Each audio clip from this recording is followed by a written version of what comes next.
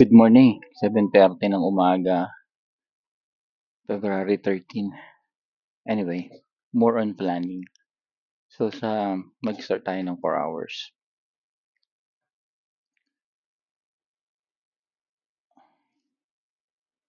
So dito sa 4 hours, ang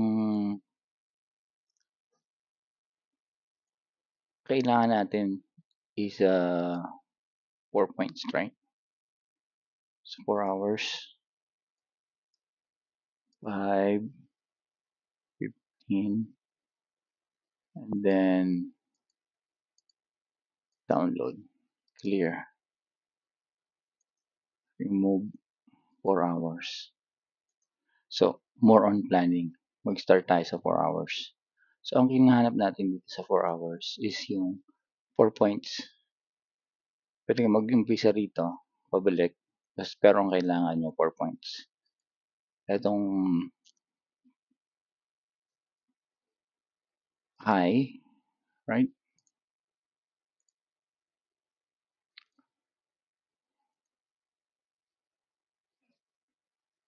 Gawin muna natin itong range for now. High, and then low, and then ito rin yung resistance, and then ito yung support. So, yan yung 4 points mo. Okay. Kung gagamitin mo tong ABC pattern, ito yung A, B, C, and D. So, ang trend mo ngayon, ito. Ito yung mga kailangan mo i-break, yung support sa yung resistance. Ito yung range mo, yung C and D. Ang heading ka ngayon sa D, papuntang C. Sa D, papuntang C. Yan ang heading mo. Ito ngayon ang trade mo. Okay. Pag nilagpasan niya tong range, magiging siyang bullish. Pero right now, heading siya ng bearish. So, kailangan niyang lagpasan yung mga high na yan. Ito, pinaka-high niya ito. Right? Yan ang pinaka-high niya dyan sa trend na yan. Kailangan lagpasan niya para maging bullish siya. Pero right now, heading siya ng bearish. So, from here, pwede mong iplano kung saan ka mag-e-entry sa lower time frame.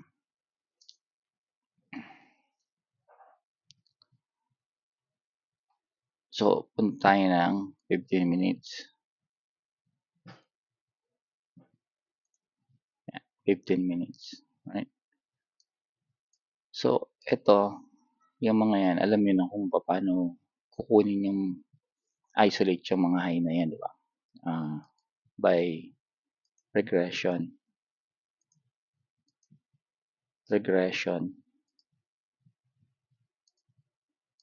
Then, regression. And then dito, mga termination niya. Ito. Dito na terminate yung regression mo. Parang ito yung support mo. Ito yung high mo. Yan ang high mo. There's technical analysis ka dyan. Sa smaller time frame yan, like 1 minute. Yan. Lahat ng yan. Para alam mo kung saan ka. Katulad to, regression, right? Na-break niya rito. So, ang entry mo ito for short. Ito ang entry mo sa short. Short. Sell. Kasi, kung titingnan mo yun sa lower time frame, ito yung regression mo. Yan yung regression mo, yung breaks na yan, yung break na to. And then, ito yung candle mo. Right? Na nag-break dyan.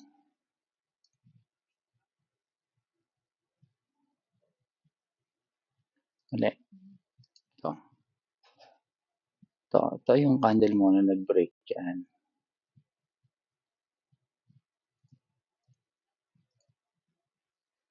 Yan. Kaya yan ang sell mo, di ba? Binrake niya. Diyan ka nag-start mag-sell. Pero makukuha mo pa din yan. Makukuha mo din yan dun sa lower time frame dito. Ito yung break mo rito. Ito yung binibreak mo dyan sa lower time frame. Ito ang binibreak mo. Yan. Bakit yan? Kasi ito yung high mo. Yan ang high mo. Sa kabila ng high. Sa left, isa, di ba? Right? One, high, and then dalawa sa likod. So, kung sa 1 minute, hanapin ito, kung nasa 1 minute ka, ito yung binibreak mo. Itong kailangan niyang i-break. Di ba 4 points? So, ang drawing mo is from here. A, yung high, B, and then yung binrake niya. Like, ito yung binrake niya, C, and then D. Dito ngayon ang entry mo ng short.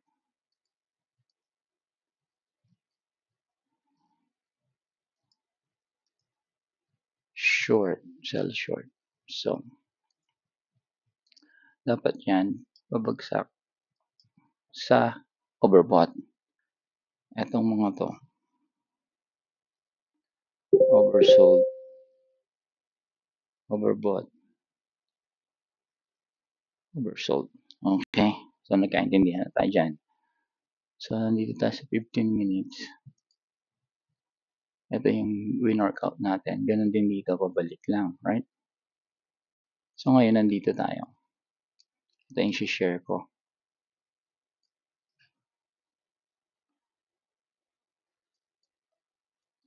Dito tayo. Ito yung pinaka-high natin. So, titingnan natin yan sa 1 minute.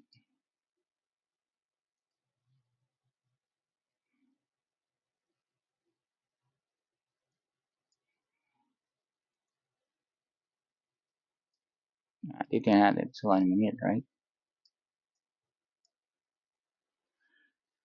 So, kung yan ang high mo, anong kailangan mong i-break? Ito. Ito ang kailangan mo i-break. Sometimes, kailangan mo maging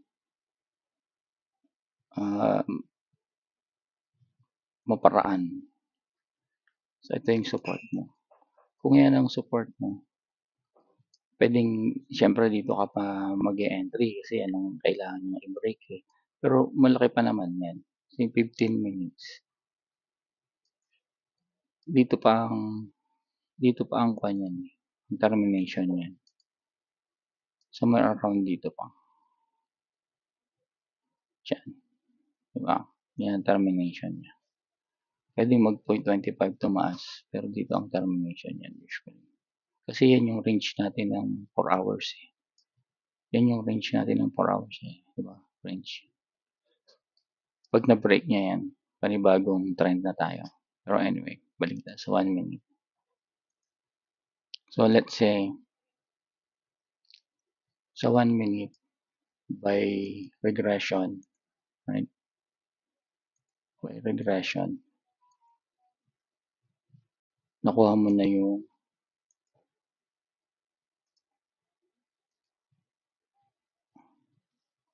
kung saan sila na-break. Dito siya na-break.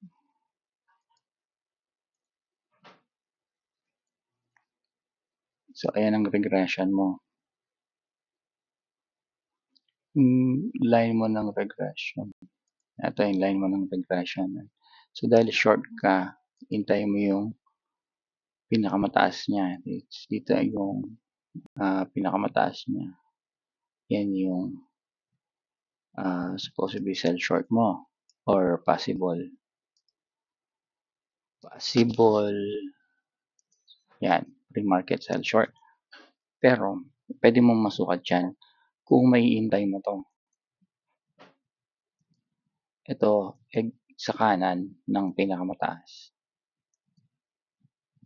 Sa kanan ang pinakamataas. Ito yung pinakamataas. Sa kaliwa ay yung binibaril niya. Sa kanan, ito yung measurement para kung saan ka mag-e-entry sa taas. So, yun yun.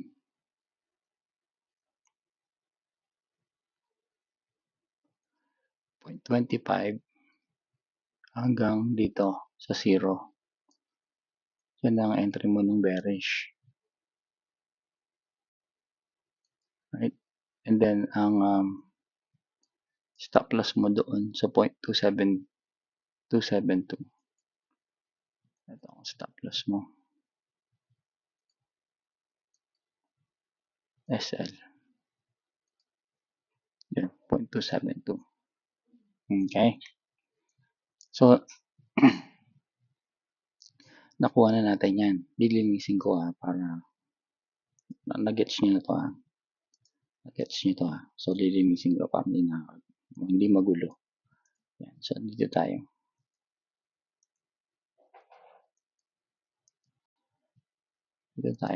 So, dito, sa 1 minute,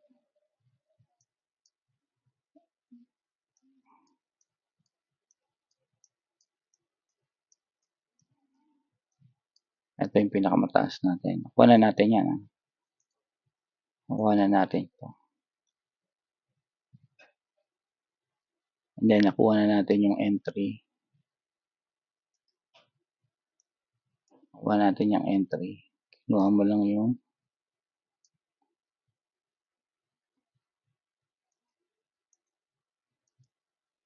ito yung resistance mo. Pinakamababa. Saan siya babalik? Diba? Then stop loss. Stop loss. Entry. Sell short. Sell short. Ngayon, ang gusto mo mag-re-entry. Gusto mo mag-re-entry, syempre, una mong kukunin is ito. Yung susunod na pinakamataas. Tapos ka na dyan. Yung pinakamataas na to. Yan. So, ang kailangan niyang i-break. Ito. Right? Pero along the way, katulad ng kahapon, pwede ka din dito kumuha ng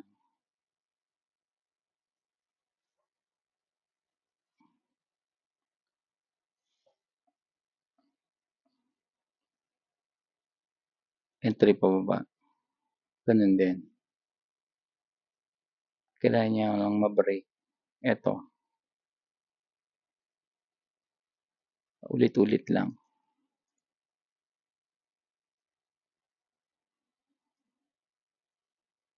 Right. So, from here,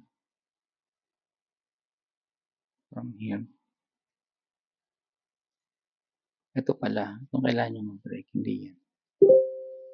See, ito, yan. So, from here, A, B, C, D. Ang wino-workout mo is hindi itong resistance na to, kundi ito ang tinatrabaho mo, itong red tick. Yan. Dito naglalay yung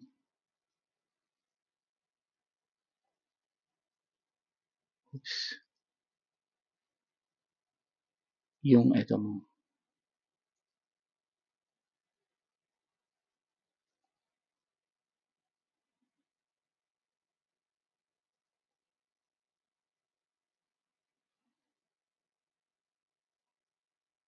Yan.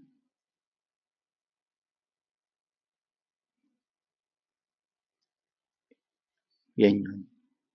Itong linya na to.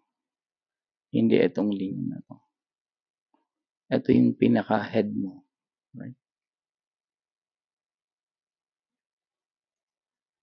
Ito yung pinaka-head mo. Head mo yan. Ang wino-workout mo is itong body. Body yan. Iba tong head. Yan ang head.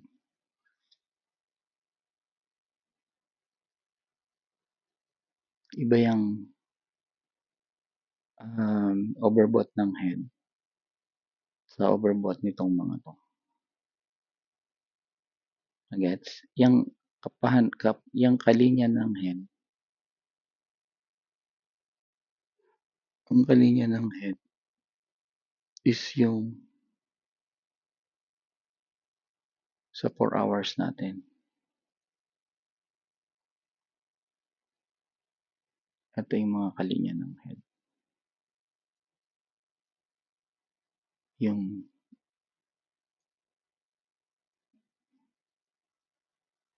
support saka yung resistance.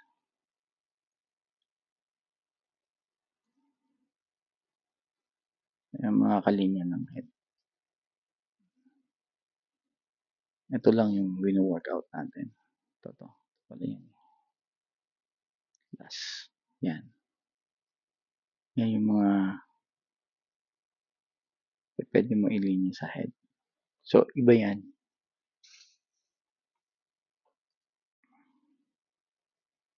So, 1 minute. And then, iba din to. Yan. Sarili siyang, ito ngayon yung tail mo.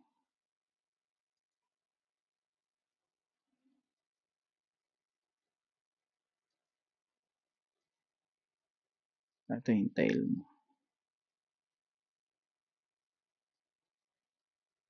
So, yung tail mo,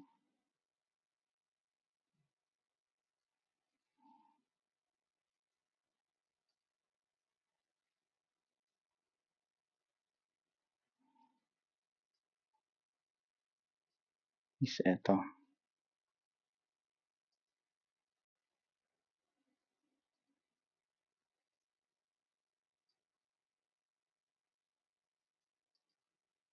Yan ang tail.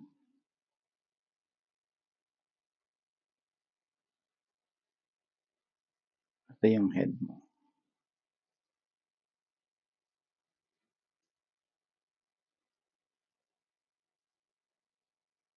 Ito yung tail.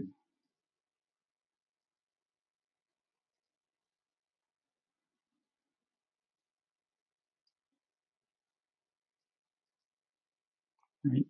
So, itong buong to,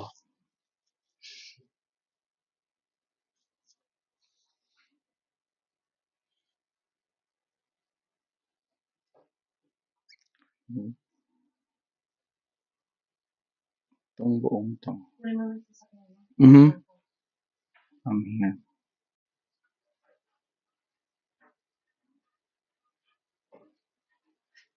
Head.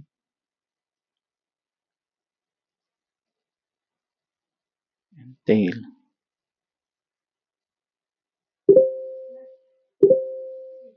Yes, I'll follow. And head. Ito yung trade niya. Ito yung trade niya.